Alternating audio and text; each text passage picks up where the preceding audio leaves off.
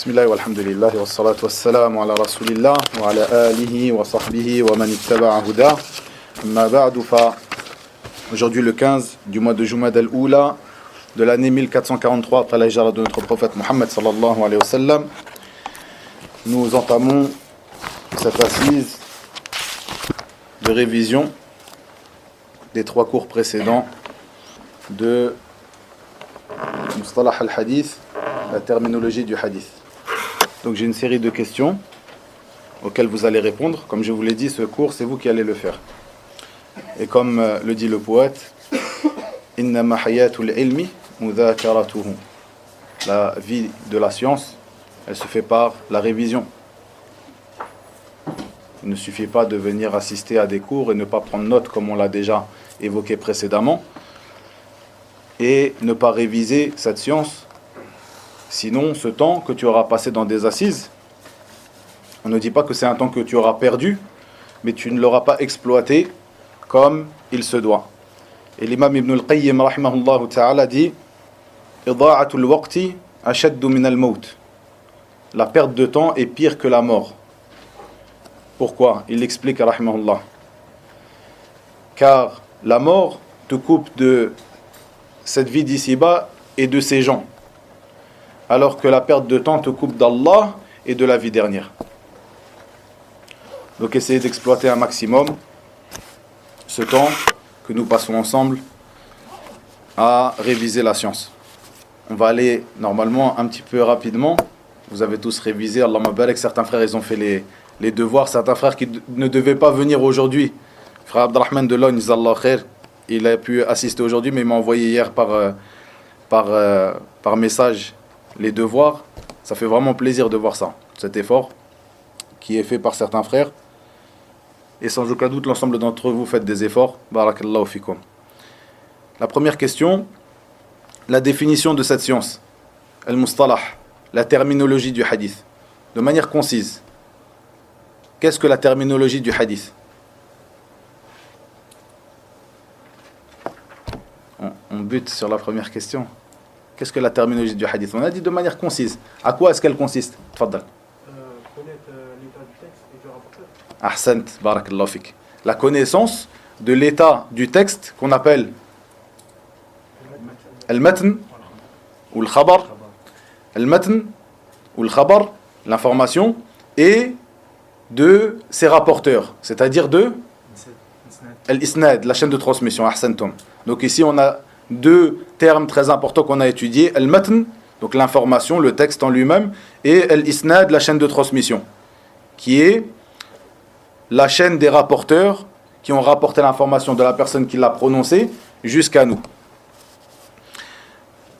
Combien de sortes peut-on trouver dans les sciences du hadith? Combien de sortes de sciences différentes?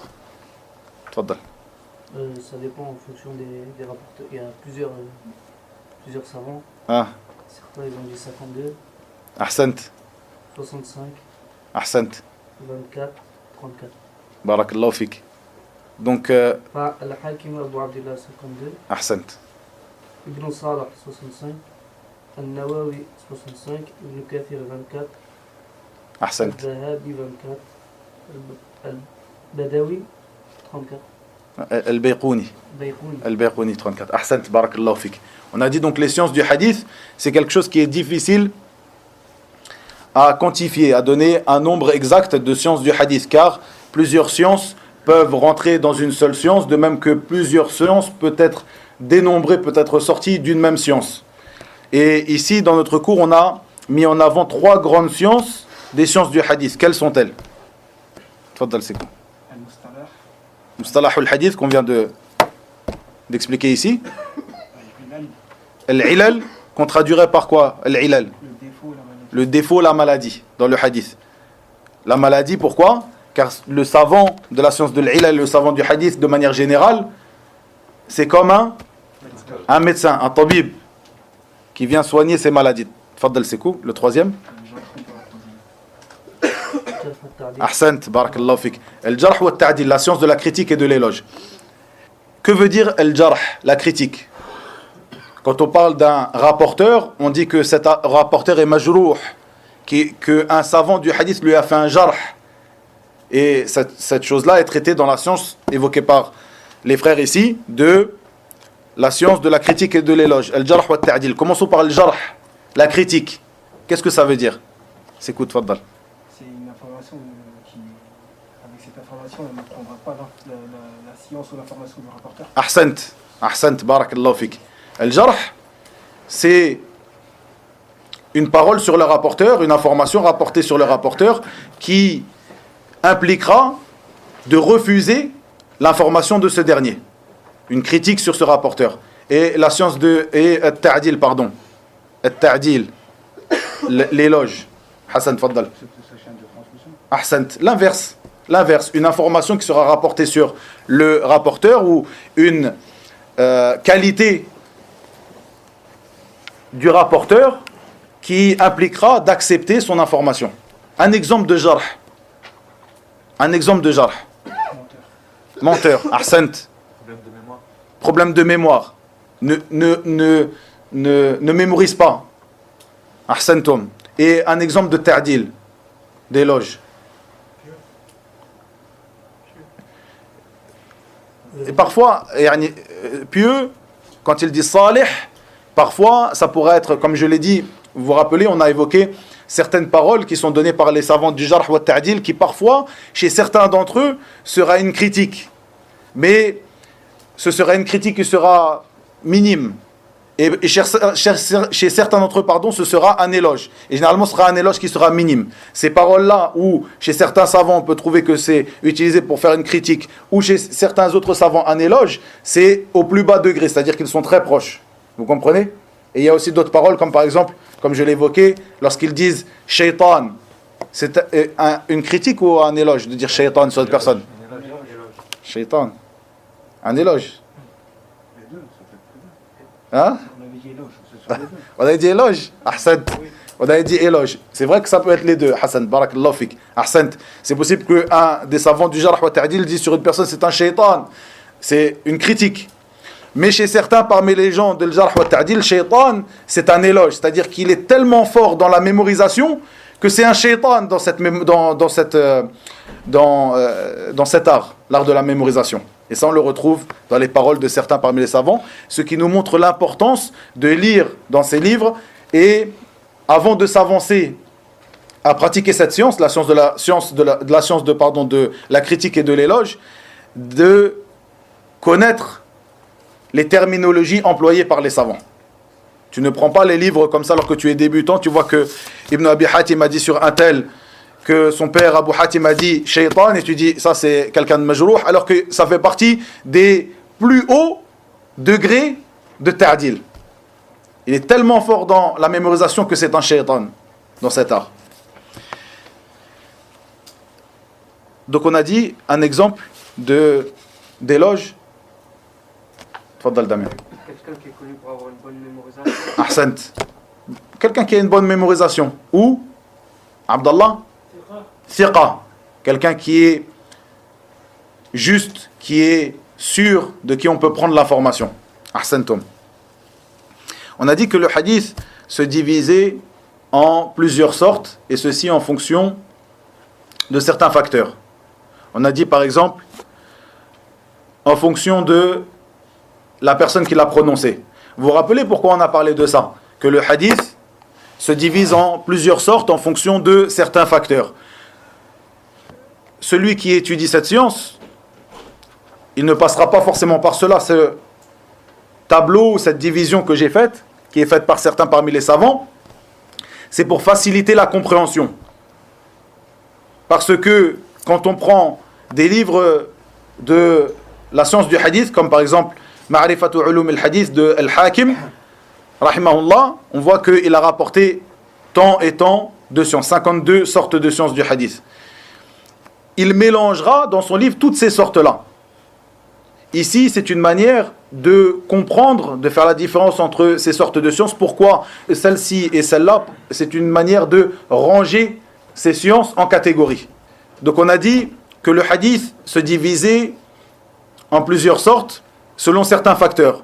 Le premier, selon celui qui l'aura prononcé. Selon celui qui aura prononcé l'information. On a dit que, par exemple, la parole de Nabi Muhammad sallallahu alayhi wa sallam, c'est ce qu'on appelle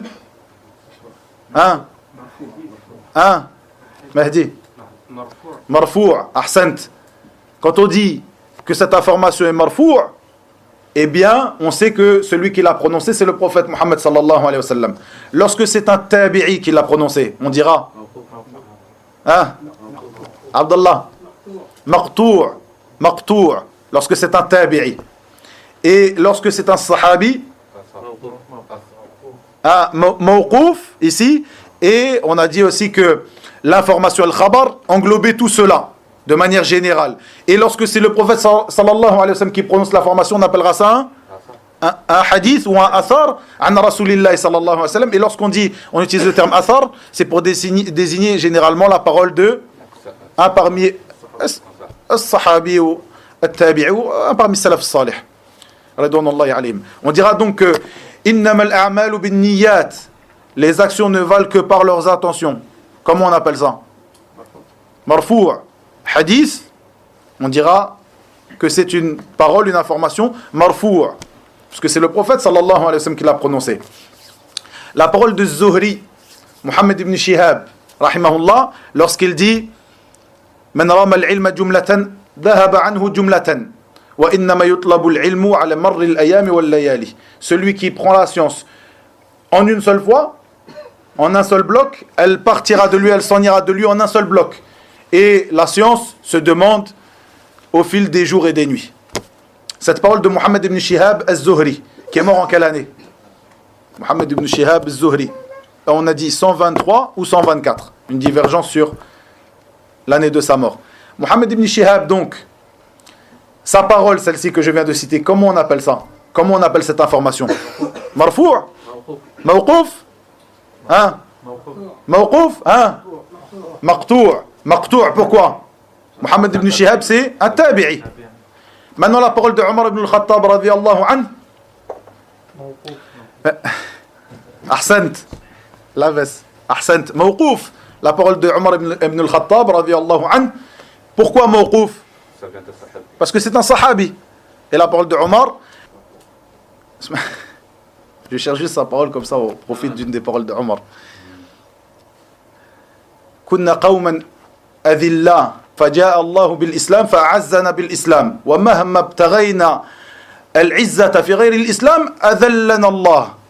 Dans le sens de ces paroles, radiyallahu anhu, nous étions un peuple avili et Allah azza wa jalla nous a rendu puissants, nous a honorés par l'islam, tant que nous chercherons la puissance ou l'honneur dans autre que l'islam, Allah azza wa jalla va nous avilir. Parole de Omar ibn Khattab radiyallahu anhu. Donc on a dit mawqouf. On a dit que le hadith aussi se divisait selon le nombre de voix par lesquelles il nous a été rapporté. En combien il se divise? En deux et ahad. Ça c'est la grande famille, ahsantum. La grande famille, de manière générale, soit le hadith est mutawatir, soit on appelle ça ahad. Al-mutawatir, rapidement, qu'est-ce que c'est? Par plusieurs chaînes de... Mustafa, tfadal. Par plusieurs chaînes de transmission, à partir de 3. À partir de 3? C'est quoi? C'est un hadith Non. qui est rapporté par tellement de chaînes de transmission qu'il est impossible que les gens s'accordent sur un mensonge. Ahsan, ça c'est une définition très proche de celle qu'on a donnée. Donc c'est un hadith qui est rapporté par une communauté, un grand groupe de gens, qui le rapporte elle-même d'un autre grand groupe de gens. Et habituellement, cette manière de le rapporter ou ce grand groupe de personnes rend impossible le fait qu'ils se soient accordés pour mentir sur cette information. Ça c'est ce qu'on appelle al-hadith al-mutawatir. Et en révisant un petit peu dans les dictionnaires, après que votre frère Yaqub, qui n'est pas là aujourd'hui, hafidahullah, m'a montré une traduction qu'il avait déjà pris dans un cours précédent, je trouve que cette traduction est une traduction qui est assez bonne de al-mutawatir, après avoir révisé dans les dictionnaires de français, plusieurs dictionnaires. C'est notoire. Quelque chose de notoire, ça s'applique à al-mutawatir, on dira plus ou moins. Donc soit on le laisse comme ça, comme tel quel, donc mutawatir, ou on dira quelque chose de notoire. Si vous voulez avoir vraiment la définition en français de quelque chose qui est notoire, parce que dans notre jargon, notre vocabulaire d'aujourd'hui, peut-être que notoire, on ne s'imagine pas très bien, ou on ne fait pas très bien la relation entre ça et la définition qu'on a donnée, mais revenez à ces dictionnaires. Sur le site du CNTRL, le Centre National de Ressources Linguistiques. Donc, le hadith notoire et l'autre, al-ahad. On a dit que le mutawatir, celui-là, on l'étudie ici dans la science du hadith ou pas? On ne l'étudie pas, ce n'est pas quelque chose, un hadith mutawatir, ce n'est pas quelque chose qu'on va étudier dans la science du hadith. Pourquoi? Tfaddal. Les chaînes de transmission, elles sont tellement nombreuses qu'il n'y a pas de discussion. Ahsant.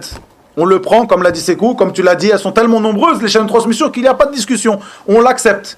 Un hadith mutawatir, on ne regarde pas sur ces chaînes de transmission. On l'accepte. Donc ce n'est pas quelque chose qui sera étudié dans la science que nous avons étudié ici. Plutôt celui qui sera étudié, c'est al-ahad. Et l'ahad, on a dit qu'il se divisait en combien? Sulayman, faddal. 3 catégories. Quelles sont-elles? Une chacun. Abdallah. Al-mashhour. Sulayman. Al-aziz. Mahdi. Al-gharib. On a donné un autre nom à Al-gharib. Vous vous rappelez? Damien, tfaddal. Al-fard. Ahsant. Al-gharib ou al-fard. Donc c'est ahsantum barakallahu fikum. C'est 3 sortes différentes. Al-mashhour. Quel est-il? Lorsqu'on dit un hadith mashhour, c'est quoi, tfaddal? Au moins 3 personnes dans chaque niveau de la chaîne de transmission. Ahsantum.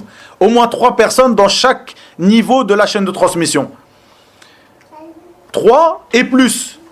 3, 4, 5, jusqu'à arriver à être un hadith mutawatir. Al-Aziz. Sulayman, faddal. 2 chaînes, 2 personnes dans chaque niveau. C'est très important de préciser dans chaque niveau. Pourquoi? Attendez, on termine avec Al-Gharib. Al-Gharib. Une personne.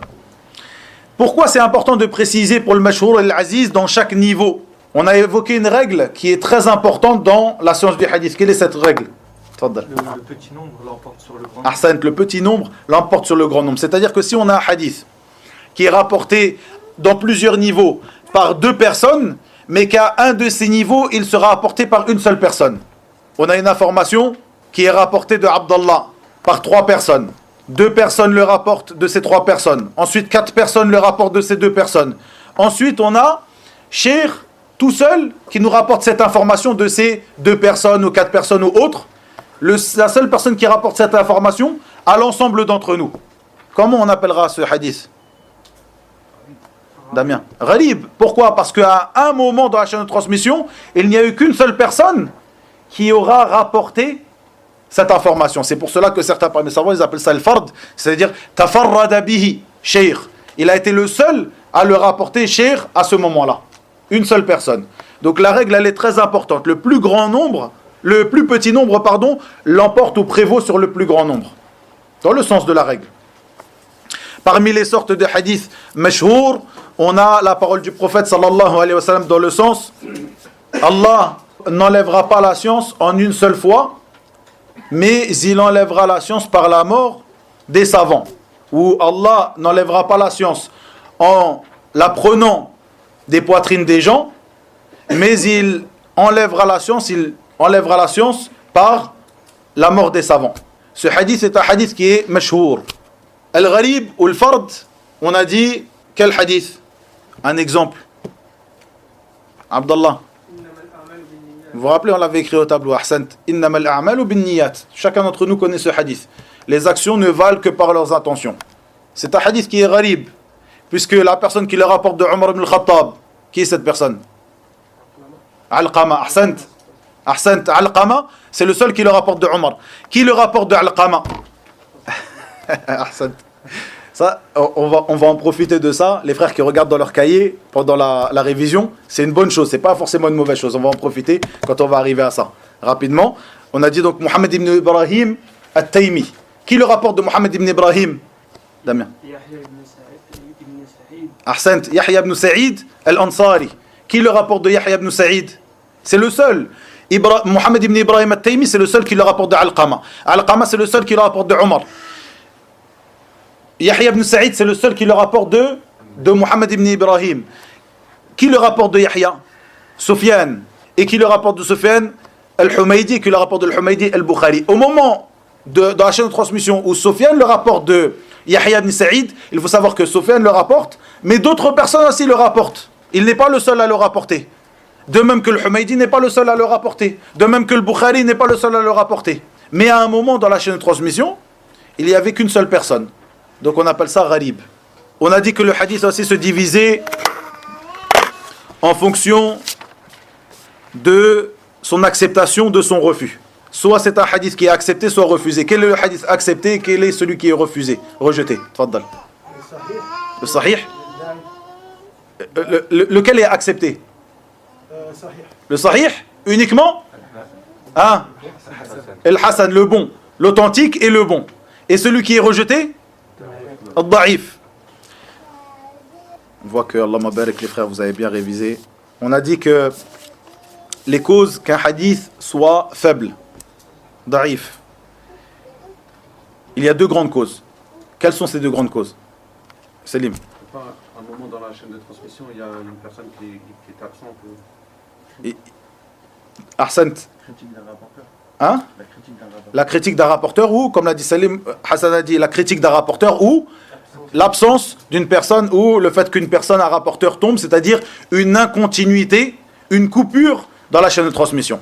Soit une coupure dans la chaîne de transmission, soit la critique d'un rapporteur. On a dit la coupure dans la chaîne de transmission. Elle se divise en combien? Hein? Tfaddal. 4. Ahsant. On a dit qu'on a Al-Mu'dal wa Al-Mursal wa Al-Mu'allaq wa Al-Munqati'. Ahsantum. Et la critique d'un rapporteur se divise en deux grandes familles et chacun en 5 causes que l'on critique un rapporteur. Soit on critiquera le rapporteur pour sa viabilité, c'est-à-dire sa religion, soit on le critiquera pour sa mémorisation. Ahsantum. Par exemple, dans sa religion, parmi ces sortes de critiques dans sa religion, on dira le mensonge. Et lorsqu'il y a un rapporteur qui est menteur de la chaîne de transmission, qu'est-ce qu'on dit? Que ce hadith, on l'appelle comment? Da'if, ouais, mais Mawdou'. C'est un da'if, comme tu l'as dit, Mawdou', puisqu'il y a un menteur dans la chaîne de transmission. Pareil, une autre cause de critique d'un rapporteur dans sa religion. La perversion. Ahsant, Omar. Être accusé de mensonge. On a le menteur et celui qui est accusé de mentir. C'est-à-dire qu'on ne sait pas réellement s'il a menti un jour sur le prophète sallallahu alayhi wa sallam, mais on l'accuse de mensonge. Une autre cause, une dernière. Abdallah. Al-Mubtadi', al-Bid'a, l'innovation. Ahsantum. La deuxième grande cause de refuser le hadith à cause d'une critique d'un rapporteur, donc cette grande cause qui est selon sa mémoire, sur sa mémoire. Par exemple, c'est quoi? Il ne peut pas rapporter une information comme telle qu'il a entendue. Il n'a pas une bonne mémorisation. Il n'a pas une bonne mémorisation, il ne maîtrise pas ce qu'il rapporte. Et on a dit que la maîtrise de ce que tu rapportes, la maîtrise, cette dernière est une condition pour que le hadith soit sahih ou hasan, donc pour qu'il soit accepté. Ça fait partie des 5 conditions du hadith sahih.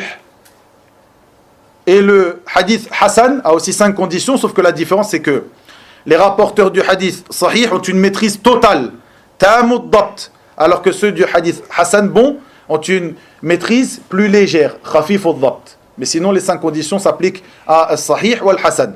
D'accord? Ad-dabt, ici, on a ce qu'on appelle dabtu al-sadr wa dabtu al-kitaba. Ça, j'en avais pas parlé. Je vous le rapporte ici. Dabtu al-sadr, c'est-à-dire que la personne apprend, mémorise, maîtrise ce qu'il mémorise, ce qu'il a mémorisé, et pas écrit, par opposition à l'écriture. Alors que dabtu al-kitaba, c'est-à-dire qu'il maîtrise ce qu'il a écrit.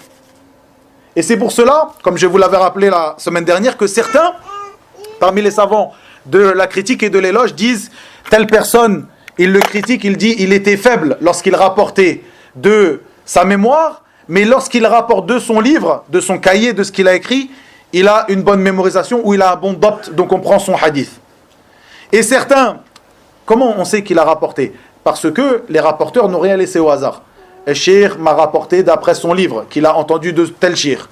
Parfois aussi, le cheikh m'a rapporté tel hadith en telle année.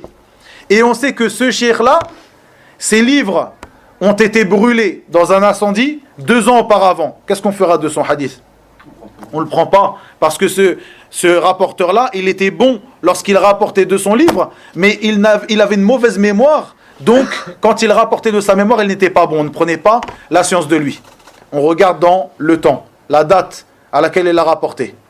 Et l'exemple, le grand exemple de cela, Ibn Lahi'a, on a déjà parlé dans les cours de Al-Usul al-Thalatha, qui avait une mauvaise mémoire, mais qui rapportait de ses livres. Et lorsque ces livres ont péri, lorsque ces livres ont disparu, lorsque ces livres ont été incendiés, eh bien, à partir de là, on ne prenait plus la science de lui. Donc, on a dit que lorsqu'il y a un menteur dans la chaîne de transmission, on appelle ça un hadith mawdou', inventé. Et on a dit qu'il y a des causes pour cela. Quelles sont les causes, par exemple? Pourquoi? Qu'est-ce qui peut pousser une personne à inventer un hadith sur le prophète sallallahu alayhi wa sallam? Hamid, tfaddal. Pour se rapprocher du gouverneur, quelqu'un qui veut se faire bien voir du gouverneur pour avoir de l'argent, pour avoir une place, etc. Donc il inventera un hadith qui va dans le sens des passions du gouverneur. De même que le peuple. On parle du gouverneur, souvent on parle du gouverneur, mais du peuple aussi. Quelqu'un qui va inventer un hadith qui penche vers les passions du peuple pour bien se faire voir du peuple. Une autre cause.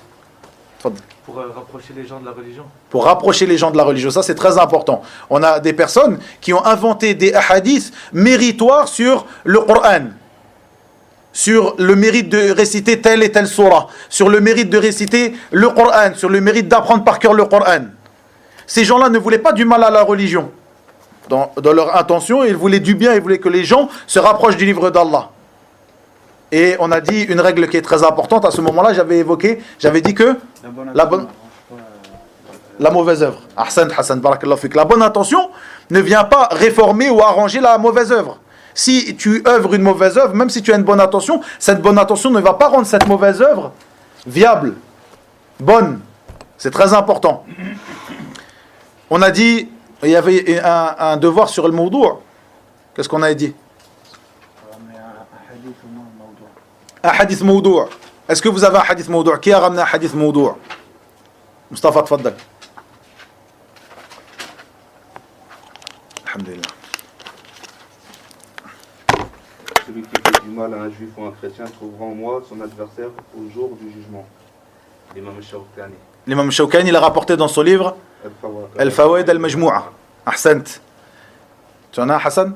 Tfaddal. Aimer les Arabes pour 3 raisons, car je suis arabe, le Coran est arabe, et la langue, le bienheureux est arabe, rapporté par Tabarani dans le Mujma' al-Kabir. Et qui a dit qu'il était inventé? Ça c'est très important les frères. Ahsant, mais à partir du moment où on rapporte ici on n'a pas, j'ai pas les livres pour juger, à part un nombre qu'on peut dénombrer de hadiths inventés que je connais. Si vous me rapportez un hadith inventé, je ne peux pas le vérifier comme ça sur place pour vous dire qu'effectivement il est inventé.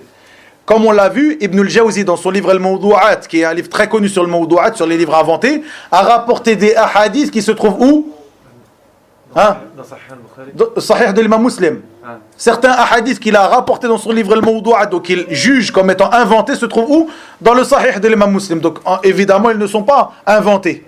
Mais lui, si on se contente de ça, on peut tomber dans l'erreur.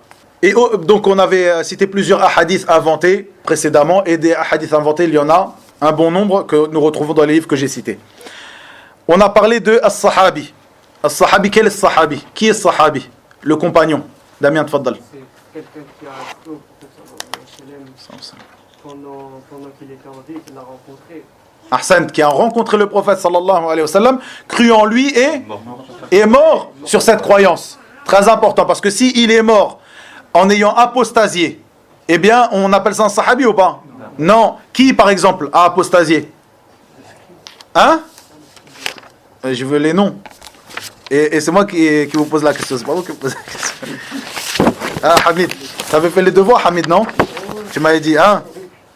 Parmi ceux qui ont apostasié qui ne sont pas revenus à l'islam.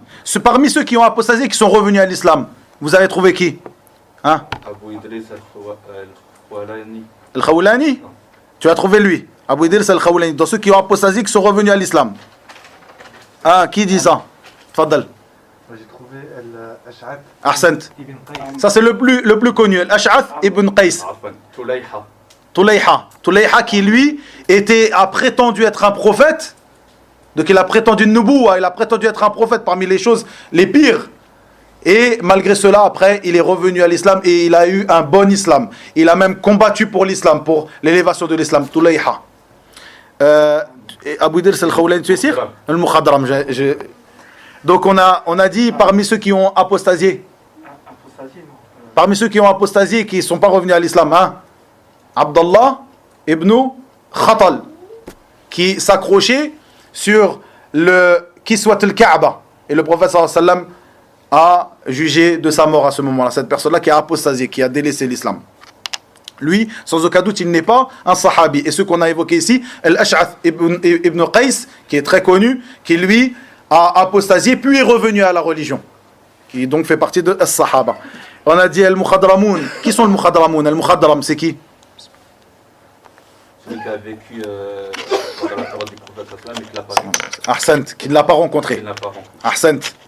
Celui qui a vécu pendant la période du prophète sallallahu alayhi wa sallam mais qui ne l'a pas rencontré. Il n'est pas un sahabi, mais il n'est pas un tabi'i. Puisque le tabi'i, qu'est-ce que c'est? On a dit, Mustafa. Celui qui a rencontré les sahaba mais qui n'a pas rencontré le prophète. Ahsan, celui qui a rencontré un parmi les sahaba. Celui-là, on dira que c'est un tabi'i. Il n'est pas à la place d'un tabi'i, puisqu'il a vécu à l'époque du prophète sallallahu alayhi wa sallam, il a cru en lui à son époque. Donc il est au-dessus du tabi'i, mais en dessous du sahabi, puisqu'il n'a pas rencontré le prophète sallallahu alayhi wa sallam, al-Mukhadram. Comme qui? Ouais al-Qarni ou al-Qarani. Tu as trouvé que c'était un Mukhadram? Tu as trouvé que c'était un Mukhadram? Qui a dit ça? Il n'a pas vu le prophète Mohammed sallallahu alayhi wa sallam, mais... Il a cru en lui pendant sa vie? On recherche par rapport à ça. On recherche par rapport à ça, parce que Ouais al-Qarni ou al-Qarani, il y a un hadith sur lui qui se trouve dans le Sahih de l'imam Muslim comme étant le meilleur parmi at-tabi'in. Il y a une grande divergence auprès des savants, quel est le meilleur parmi at-tabi'in. Parce que le prophète sallallahu alayhi wa sallam a annoncé la venue d'une personne qui s'appellerait Ouais, dont sa mère était telle et telle. Et le hadith il se trouve dans le Sahih de l'imam Muslim. Mais je ne me rappelle pas que c'était un Mukhadram, Ouais al-Qarni. Est-ce que, Kamel, tu sais où? Tabi'i, c'est ce que j'ai en tête. On essaie de rechercher quand même. On essaie de rechercher. Biram. Ahsant, al-Ahnaf ibn Qais, parmi Kibar al-Mukhadramin. Mukhadram, al-Najashi, Mukhadram, et autres que eux. C'est le Négus, non? Le Négus, Ahsant.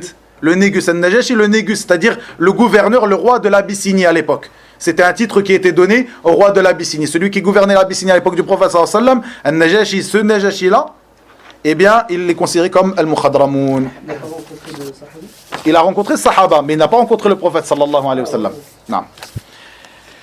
Et nous terminons ici, pour pas dépasser sur le temps que nous avions à partir à ce cours.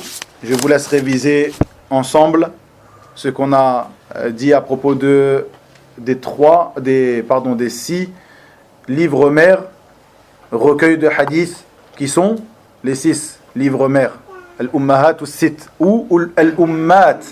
Et en arabe, ceci est plus juste de dire Al-Ummat plutôt que de dire Al-Ummahat. Al-Ummahat, c'est le pluriel de qui est une personne qui a été la mère de quelqu'un de physique. Et lorsqu'on dit Al-Ummat, le pluriel de quelque chose qui n'est pas physique. Donc, quand on parle d'un livre, on dira le pluriel de Al-Ummat, et non Al-Ummahat.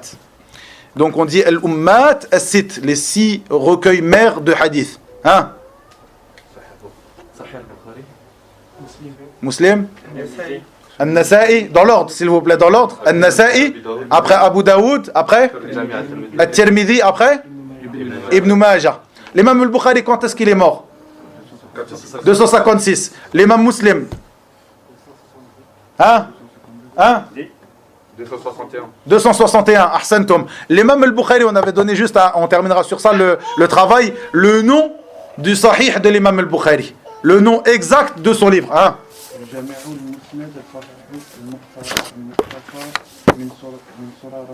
Min sunani Rasulillahi sallallahu alayhi wa sallam wa ayyamihi wa sunanihi wa ayyamihi. Ahsant. Donc, al-jami'u al-musnadu al-jami'u al-sahihu al-musnadu al-mukhtasar min umuri Rasulillahi sallallahu alayhi wa sallam wa sunanihi wa ayyamihi. Ahsantum. Ça, c'est le nom entier du Sahih de l'imam al-Bukhari, qu'on appelle généralement Sahih al-Bukhari. Mais le nom qu'il lui a donné, c'est celui qu'on vient d'évoquer ici. C'était un des devoirs que je vous avais demandé de faire. Barakallahu fikum wa ila huna wa billahi tawfiq. Wa sallallahu wa sallam wa barak ala nabiyyina Muhammad walhamdulillahi rabbil alamin.